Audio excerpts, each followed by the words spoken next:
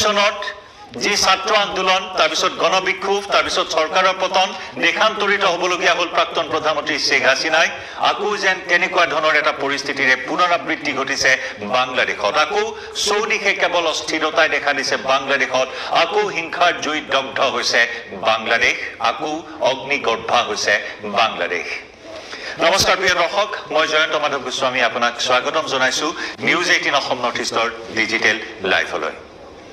হয় বাংলাদেশৰ শেহতীয়া পৰিস্থিতি সন্দৰ্ভত লৈ আহিছো এই গুৰুত্বপূৰ্ণ খবৰ যি সময়ত বাংলাদেশত নিৰ্বাচনৰ কুচকাৱাজ আৰম্ভ হৈছে তেনে সময়তে আকৌ এবাৰ হিংসাৰ জুইত জ্বলিছে সমগ্ৰ